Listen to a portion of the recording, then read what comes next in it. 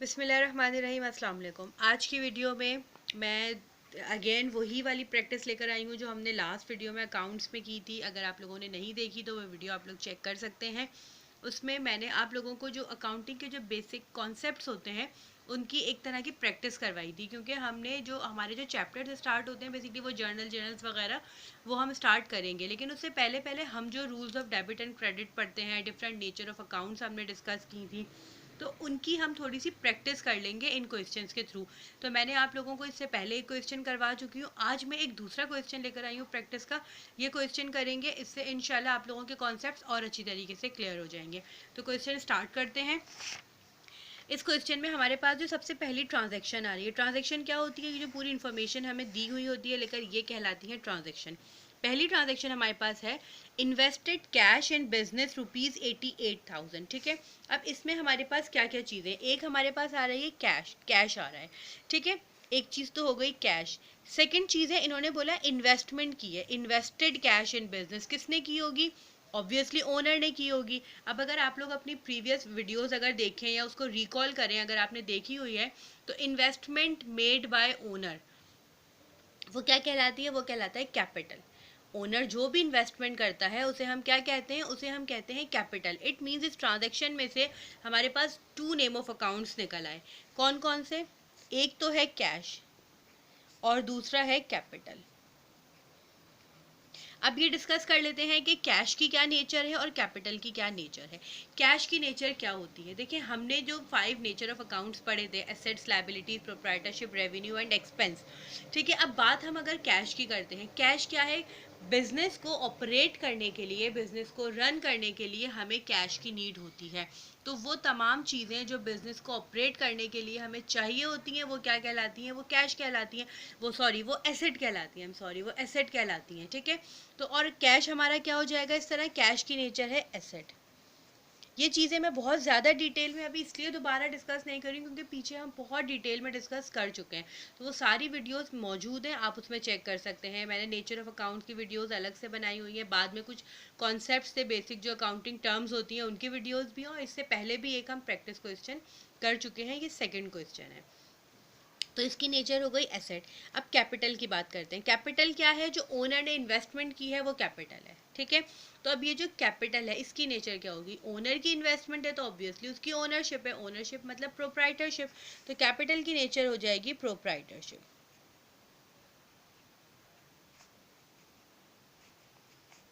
अच्छा, अब बिजनेस में कैश आया है, ओनर कैश लेकर आया बिजनेस में, उसने बिजनेस स्टार्ट किया, उसके लिए कैश लेकर आया, मींस एसेट को वो बिजनेस में लेकर आया है, तो उससे हमारा एसेट इंक्रीज हो जाएगा। ठीक है, जब एसेट इंक्रीज होता है तो अगर आप rules of debit and credit में जाकर चेक करेंगे, या अगर अब तक आपने याद कर लिए हैं तो बहुत अच्छी बात है, एसेट हमारा जब भी इंक्रीज होता है तो वो डेबिट हो जाता है। ठीक है, नेक्स्ट हमारे पास है प्रोप्राइटरशिप। प्रोप्राइटरशिप भी अब देखिए ओनर ने इन्वेस्टमेंट की है तो उसकी इन्वेस्टमेंट आई है बिजनेस में, तो उसका ओनरशिप या उसकी जो प्रोप्राइटरशिप है वो इंक्रीज हो गई है, और जब हमारा प्रोप्राइटरशिप इंक्रीज होता है तो वो क्रेडिट हो जाता है। ठीक है, ये हमने पहली ट्रांजैक्शन कर ली। अब हम आ जाते हैं ट्रांजैक्शन नंबर 2 की तरफ। ट्रांजैक्शन नंबर 2 क्या है, ट्रांजैक्शन नंबर 2 में कह रहे हैं purchase merchandise on account. Merchandise purchase किए ऑन अकाउंट। ऑन अकाउंट या ऑन क्रेडिट का वर्ड अगर लिखा हुआ है, इट मीन्स हमने उधार पर खरीदी है चीज़, पेमेंट अभी नहीं की है। परचेज मर्चेंडाइज, ठीक है, जब भी हम मर्चेंडाइज या गुड्स को परचेज करते हैं तो वो क्या कहलाता है, वो कहलाता है परचेजेस। ठीक है, ये सारी चीज़ें टर्म्स वाली वीडियोस में सब डिस्कस हुई हुई हैं। तो यहाँ पर हम देखते हैं परचेज मर्चेंडाइज ऑन अकाउंट, मतलब के एक चीज़ तो हमारे पास आ जाएगी परचेजेस, और फिर नेक्स्ट है ऑन अकाउंट, मीन्स हमने उधार परचेज की है चीज़, अभी उसकी पेमेंट नहीं की है, इन फ्यूचर में पेमेंट करनी है। तो अगर हम कोई चीज़ उधार पर परचेज करते हैं, मतलब हमारे ऊपर एक लायबिलिटी मौजूद है, तो उसके लिए हम जो अकाउंट मेंटेन करते हैं वो कहलाता है अकाउंट्स पेएबल। परचेजेस की नेचर क्या होती है, परचेजेस की नेचर एक्सपेंस है। अगेन वही बात बोलूँगी, पीछे आप चेक कर सकते हैं, हमने उसको किया हुआ है डिस्कस। अकाउंट्स पेबल की नेचर लायबिलिटी है। लायबिलिटी कैसे है कि जाहिर सी बात है अभी हमारे ऊपर एक उधार है। अच्छा, हमने कोई चीज़ परचेज की है तो हमारा एक्सपेंस ऑब्वियसली बढ़ेगा, इंक्रीज हुआ है, और हमने अभी उसकी पेमेंट नहीं की है, फ्यूचर में पेमेंट करनी है, तो लायबिलिटी भी हमारी इंक्रीज होगी। एक्सपेंस हमारा जब भी इंक्रीज होता है वो डेबिट कहलाता है, और लायबिलिटी हमारी जब भी इंक्रीज होगी वो क्रेडिट कहलाएगी। अब आ जाते हैं ट्रांजैक्शन नंबर 3 की तरफ। ट्रांजैक्शन नंबर 3 में कह रहे हैं returned merchandise to supplier on account. Means हमने जो सप्लायर से मर्चेंडाइज परचेज की थी ऑन अकाउंट उधार पर, वो हमने उसे वापस कर दिए। अब सप्लायर कौन होता है? सप्लायर वही होते हैं जिनसे हमने चीज़ें परचेज की होती हैं, ठीक है, वो हमारे सप्लायर्स होते हैं। और कस्टमर्स कौन होते हैं? जिन्हें हमने चीज़ें सेल की होती हैं। तो हमने जो अपने कस्टमर सप्लायर से जो चीज़ परचेज की थी वो हमने रिटर्न कर दी। उसका रीज़न कुछ भी हो सकता है, उसमें कोई डिफेक्ट हो सकता है, कोई भी रीज़न हो सकता है जिसकी वजह से हमने अपनी गुड्स या मर्चेंडाइज को रिटर्न कर दिया। तो जब हमने ख़रीदी हुई चीज़ वापस की है तो ये क्या कहलाएगी? ये कहलाएगी परचेज रिटर्न।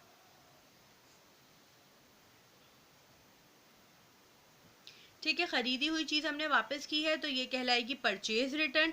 और वो चीज़ जो हमने उधार पर ख़रीदी थी वो वापस की है, तो इसीलिए जो दूसरा अकाउंट इसके साथ मेंटेन हो रहा है वो है अकाउंट्स पेबल। अच्छा, अब देखें, हमने एक चीज़ वापस कर दी। पहले जब ख़रीदी थी तो उसकी हमें पेमेंट करनी थी, तो हमने उस वक्त नहीं की थी, फ्यूचर में पेमेंट करनी थी। एक लायबिलिटी हमारे ऊपर इंक्रीज़ हुई हुई थी कि हमने ये पेमेंट करनी है। बट अब क्या हुआ, हमने वो उसमें से कुछ चीज़ लाकर वापस कर दी अपने सप्लायर को। इट मीन्स कि अब वो जो चीज़ वापस की है उसके तो पैसे हमने पे नहीं करने ना। तो इसका मतलब कि हम इधर नेचर पहले मैं लिख देती हूँ। इसका मतलब कि अब ये लायबिलिटी हमारे ऊपर से डिक्रीज हो गई है, कम हो गई है। ठीक है। अच्छा, अब परचेज रिटर्न की बात करते हैं। परचेज रिटर्न की नेचर क्या है? परचेज रिटर्न की नेचर होती है रेवेन्यू। अब ये रेवेन्यू किस तरह से है आप ये समझ लें। देखिए, परचेज रिटर्न इसलिए रेवेन्यू है, एक चीज़ हमने परचेज की थी, उसकी हमें पेमेंट करनी थी, ठीक है। अब क्या हुआ, वो चीज़ हमने वापस कर दी। चीज़ वापस कर दी, हमें पैसे नहीं देने पड़ेंगे, तो एक तरह का हमारा फ़ायदा हो गया, ठीक है। अगर हमने कैश में दी थी चीज़, तो अब वो हम जब चीज़ वापस करेंगे, अगर कैश में परचेज़ की थी तो चीज़ वापस करने पर हमें उसके पैसे मिल जाएंगे रिटर्न में। तो इसलिए हम इसकी कहते हैं परचेज रिटर्न की जो नेचर होती है वो रेवेन्यू होती है। और ऑब्वियसली रेवेन्यू इंक्रीज़ हो रहा है। जब भी रेवेन्यू आपका इंक्रीज़ होगा वो क्रेडिट होगा, और जब आपकी लायबिलिटी डिक्रीज़ होगी तो वो डेबिट हो जाएगी। नेक्स्ट ट्रांजेक्शन की तरफ चलते हैं। नेक्स्ट ट्रांजेक्शन हमारे पास है sold merchandise to customer on account. हमने अपने कस्टमर को मर्चेंडाइज सेल किए हैं ऑन अकाउंट उधार पर, ठीक है। कस्टमर कौन है? जिसको हमने चीज़ बेची है। मर्चेंडाइज जब हम सेल करते हैं तो sale of merchandise it's called sales. सही है, तो हमने मर्चेंडाइज सेल की तो ये क्या कहलाएंगी? सेल्स कहलाएंगी। और जब भी हम ऑन अकाउंट मतलब उधार पर चीज़ बेचते हैं तो उसके लिए जो अकाउंट मेंटेन होता है वो कहलाता है accounts receivable.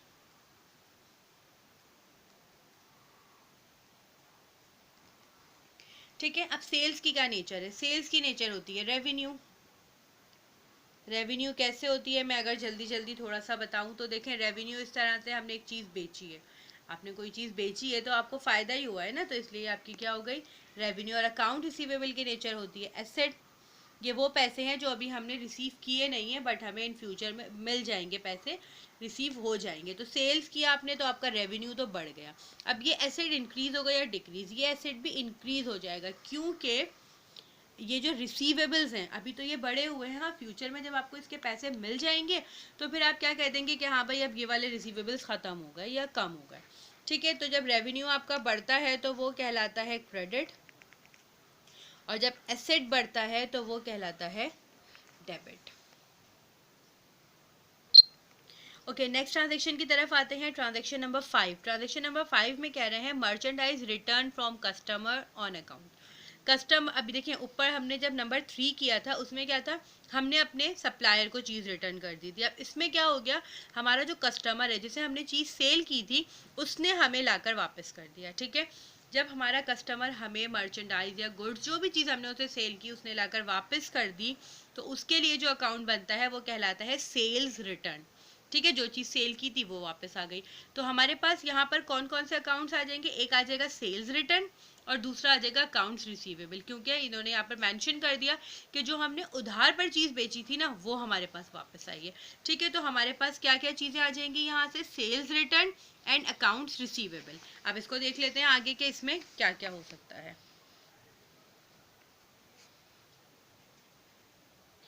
Sales return and accounts receivable. एक सेकंड में पहले यहाँ पर ये लिख दूँ, ये है नेम ऑफ अकाउंट, ये नेचर है,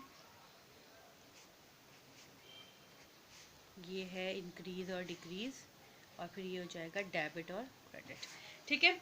अच्छा, अब क्या है सेल्स रिटर्न। सेल्स रिटर्न की नेचर क्या होगी? सेल्स रिटर्न की नेचर होती है एक्सपेंस, और अकाउंट्स रिसीवेबल की नेचर होती है एसेट। सेल्स रिटर्न की नेचर एक्सपेंस कैसे होती है? देखिए, हमने एक चीज़ बेची थी, अब वो चीज़ हमारे पास वापस आ गई। अब चीज़ वापस आ गई, अगर हमने कैश में बेची होगी तो हमें उसके अगेंस्ट में उस बंदे को पैसे रिटर्न करने होंगे, और अगर हमने वो उधार पर भी बेची होगी तो मतलब अब जो पैसे हमारे पास फ्यूचर में आने थे, अब वो पैसे हमें नहीं मिलेंगे, तो इसलिए एक तरह से ये हमारा खर्चा हो गया, तो एक्सपेंस हमारा इंक्रीज हो गया। सेकंड, अकाउंट रिसीवेबल एसेट है, हम डिस्कस कर चुके हैं एसेट कैसे है। अब ये जो एसेट है ये यहाँ पर क्या हो जाएगा? डिक्रीज हो जाएगा, क्योंकि जो रिसीवेबल्स थे हमारे ऊपर, जो हमने रिसीव करने थे अपने कस्टमर थे, वो कम हो गए, क्योंकि उसने जो चीज़ हमें लाकर वापस कर दी, अब उसके पैसे तो हमें उससे रिसीव नहीं करने। जब एक्सपेंस हमारा बढ़ जाता है तो वो डेबिट कहलाता है, और जब एसेट कम हो जाता है तो वो क्रेडिट कहलाता है। अब आ जाते हैं हम ट्रांजैक्शन नंबर 6 की तरफ। ट्रांजैक्शन नंबर 6 क्या है? ट्रांजैक्शन नंबर 6 में कह रहे हैं cash paid to creditor. Creditor कौन होता है? क्रेडिटर वो होता है जिससे हमने चीज़ परचेज की होती है, ठीक है, वो हमारा क्रेडिटर होगा। या इन शॉर्ट ये कह लें कि जिससे हमने उधार पर कोई चीज़ ली होती है, उधार पर कुछ भी ट्रांजैक्शन हमने की होती है, वो बंदा कौन कहलाता है? वो कहलाता है क्रेडिटर, ठीक है। कैश पेड टू क्रेडिटर, हमने क्या करना है? हमने कैश पे करना है क्रेडिटर को, पे कर दिया है मतलब, ठीक है। तो एक तो हमारे पास यहाँ पर क्या क्या चीज़ें आ जाएंगी? एक तो आ गया कैश, क्योंकि जाहिर सी बात है हम कैश में पेमेंट कर रहे हैं। दूसरा है अपने क्रेडिटर को पे किया। भाई क्यों पे किया? इसीलिए पे किया ना, क्योंकि हमने पास्ट में उससे कोई चीज़ परचेज की थी जिसकी हमने पेमेंट उस वक्त नहीं की थी, हमें फ्यूचर में करनी थी। अब वो टाइम आ गया है जब हमने उसकी पेमेंट कर दी है। तो यहाँ पर जब उधार पर आप कोई चीज़ परचेज करते हैं तो उसके लिए कौन सा अकाउंट मेंटेन करते हैं? उसके लिए हम मेंटेन करते हैं अकाउंट्स पेबल का अकाउंट। तो यहाँ पर दो चीज़ें आ जाएंगी, cash and accounts payable. Cash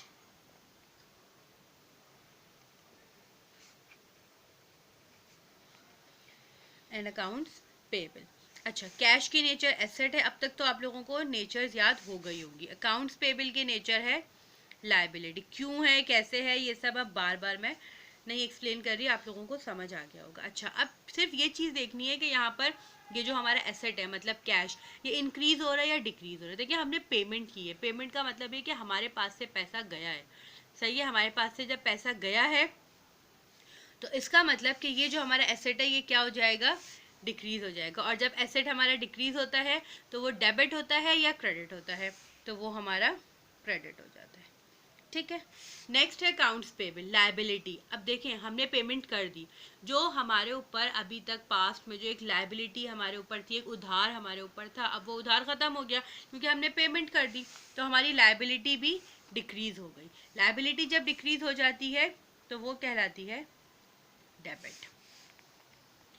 next transaction की तरफ आ जाते हैं, ट्रांजैक्शन नंबर 7। इसमें कह रहे हैं कैश कलेक्शन फ्रॉम कस्टमर। अपने कस्टमर से हमने कैश कलेक्ट कर लिया, एक चीज़ हमारे पास आ जाएगी कैश, और दूसरी चीज़ आ जाएगी अकाउंट्स रिसीवेबल, क्योंकि जब हम कस्टमर को या किसी को भी हम कोई चीज़ सेल करते हैं, उधार पर हमने सेल की होती है, उसके लिए जो अकाउंट मेंटेन होता है वो होता है अकाउंट रिसीवेबल। इसका मतलब यहाँ पर हमारे पास दो चीज़ें आ जाएंगी, कैश आ जाएगा और अकाउंट्स रिसीवेबल आ जाएगा। कैश और अकाउंट्स रिसीवेबल। नेचर हमें दोनों की पता है, ये भी एसेट है और ये भी एसेट है। अब ये देख लेते हैं कौन सा एसेट इंक्रीज हो रहा है या डिक्रीज हो रहा है, ये चीज़ डिस्कस कर लेते हैं। कैश हमने रिसीव किए पैसे, तो कैश हमारे पास आया है, ऑब्वियसली ये इंक्रीज हो गया। अकाउंट रिसीवेबल, जो एक रिसीवेबल्स थे अभी तक वो हमने रिसीव कर लिए पैसे, तो इट मीन्स अब ये रिसीवेबल्स हमारे ख़त्म हो गए। तो जब एसेट हमारा इंक्रीज होता है तो वो डेबिट होता है, और जब एसेट डिक्रीज होता है तो वो क्रेडिट। अब आ जाते हैं ट्रांजैक्शन नंबर 8 पर। ट्रांजैक्शन नंबर 8 में यहाँ पर कह रहे हैं paid electricity and telephone bills for ₹6000 and 2000। हमने इलेक्ट्रिसिटी का बिल पे किया, हमने टेलीफोन का बिल पे किया, दोनों अलग अलग बताए हुए हैं 6000 एंड 2000। तो अब हम क्या कर लेंगे, ये हमारा एक्सपेंस हुआ है, ऑब्वियसली हमने एक चीज़ की पेमेंट की है, एक्सपेंस हो गया, तो इलेक्ट्रिसिटी एक्सपेंस आ जाएगा एंड इलेक्ट्रिसिटी बिल एक्सपेंस और टेलीफोन बिल एक्सपेंस। और पेमेंट की है तो ऑब्वियसली हमने कैश दिया होगा, तो हमारे पास यहाँ पर क्या क्या चीज़ें आ जाएंगी,